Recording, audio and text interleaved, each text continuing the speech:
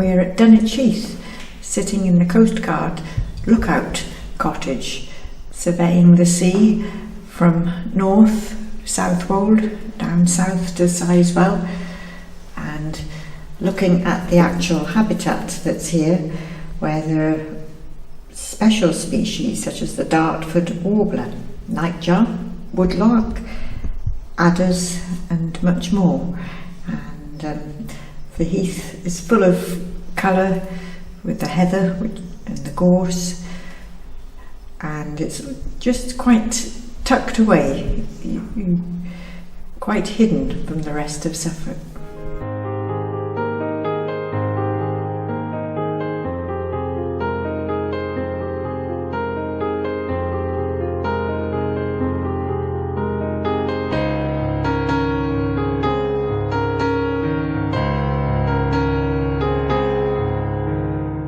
This plaque commemorates the fact that in 1588 a beacon was lit here to give a warning of the approach of the Spanish Armada, and this was actually unveiled in 1988 by the Admiral of the Fleet.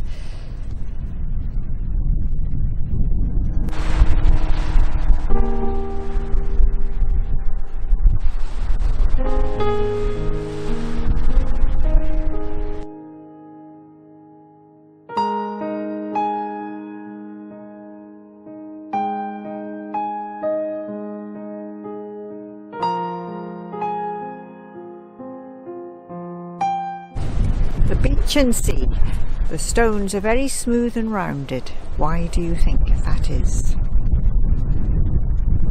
The beach is made up mainly of shingle, which is a noisy, ever-changing beach, where the place is shaped by the force of the waves. The stronger the wind, the fiercer the bigger the waves that crash onto the shore.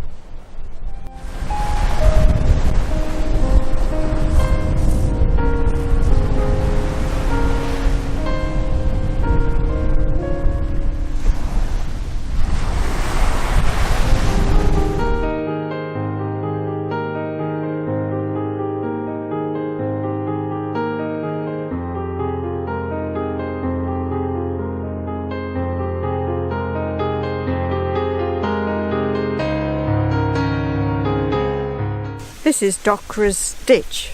It sounds as if it's a very ancient ditch, but in fact it was named after the first warden on Dunwich Heath, and it was dug to provide water in case there were fires on the heath.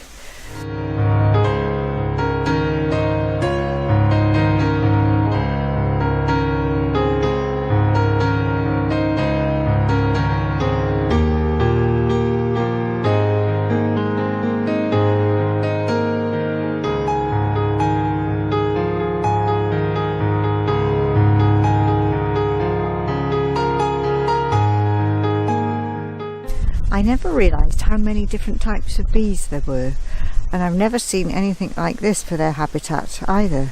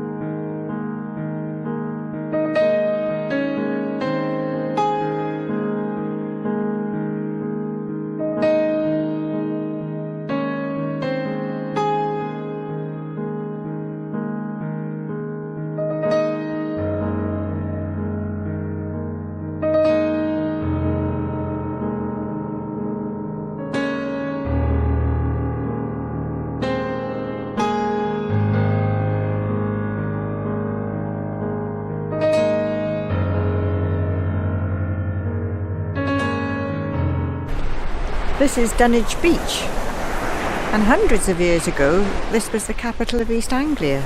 There was a big town here and a thriving port, and many people living here. But, as so often happens along this coastline, the river became silted up. There was a tremendous storm in the 13th century, and half the town is under the waves, and now it's just a little village.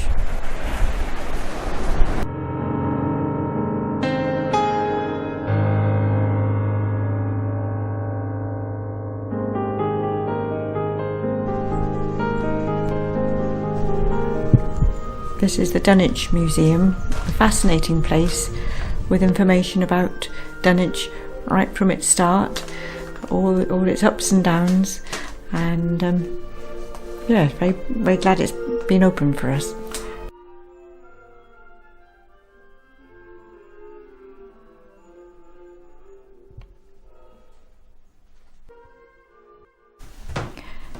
The author of Anne of Green Gables, Lucy Ann Montgomery, her family came from here, this very place. They were quite a well-off family with a farm, and because conditions were getting worse, they decided to move to Prince Edward Island of Canada.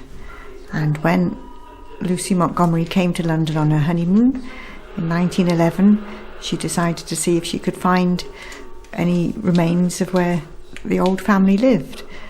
And the farm was still there, and so she wrote to her aunt back in Canada telling her all about it. So it's quite very, very interesting to me.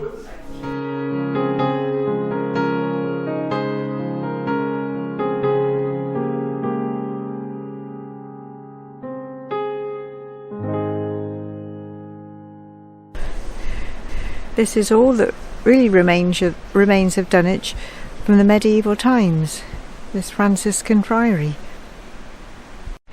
In the 10th to the 11th century, Pales Dyke was constructed to protect Dunwich, and this was a ditch of about 10 metres wide and 3.7 metres deep, with a bank behind topped with a palisade.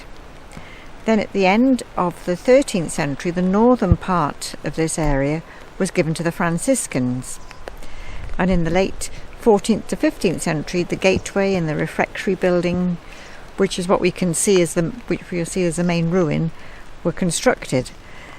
And then 1538 the friary was surrendered to the Bishop of Dover during the dissolution of the monasteries, and the buildings began to be demolished. In 1710 this was purchased by Sir George Downing, and the central building was converted into a country residence with an adjoining town hall and jail. It was called the Place, but was known locally as Dunwich Castle. And this is when much of this wall was rebuilt. In 1803 it was purchased by the Barn family. Downing's alterations were demolished to leave the central building looking like a picturesque monastic ruin. The precinct was used as farmland and the buildings for agricultural storage. During the war, the Second World War, it was used as a radar site and a gun position to defend against V-1 rockets. And in 1947 the Barn estate was broken up and Greyfriars was sold off, and the site was bought by the Suffolk County Council in 1981, and then 2013 the Dunwich Greyfriars Trust was formed to manage the site. This is the last surviving gravestone from the churchyard of the medieval Church of All Saints, which lay about 40 metres east of this spot. And apparently old bones still occasionally weather out of the cliff. The church was disused from 1758 and fell over the eroding cliff between 1904 and 1920. And the gravestone reads, "In memory of Jacob Forster, who departed this life March the 12th, 1796, aged 38 years.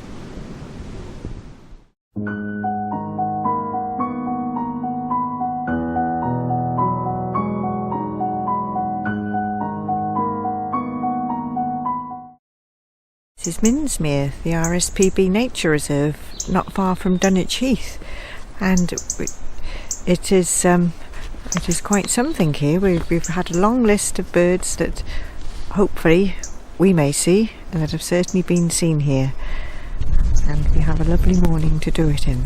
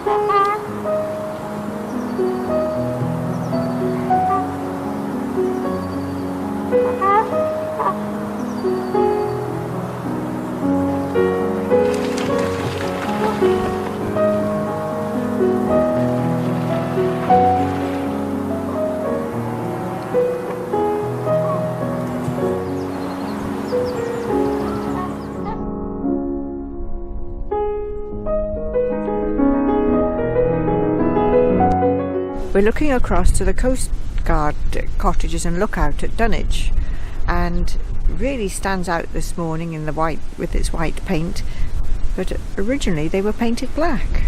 I don't know why.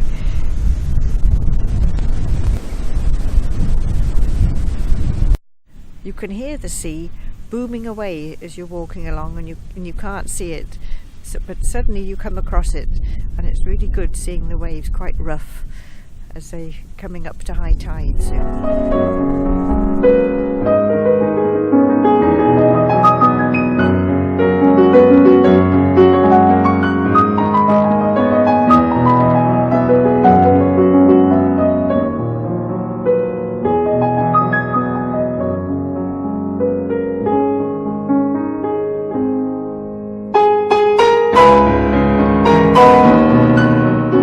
It's lovely to see the horses here, which have been brought here to help manage the scrubland, and a lovely colour too.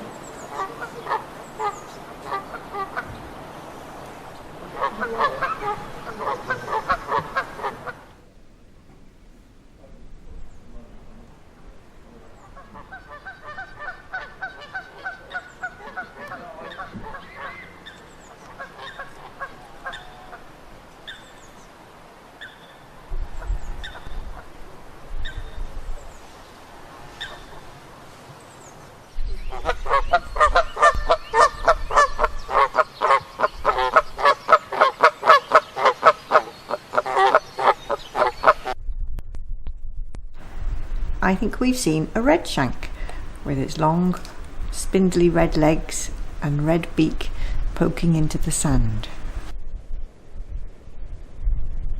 There are two types of redshank according to this. One is spotted, which has got a thinner red long beak, and the other one is not spotted, more dumpy, and they have different calls. So we haven't heard them making a noise, and they're a bit far off, but I think it's a redshank.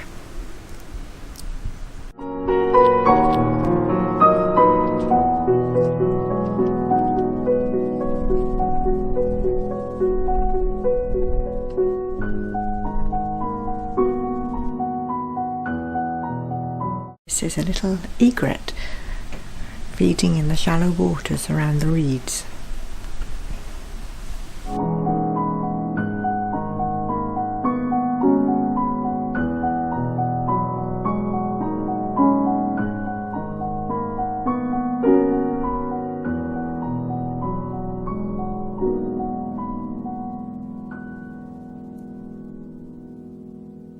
We're finishing our visit to Minsmere with a nice cup of cappuccino.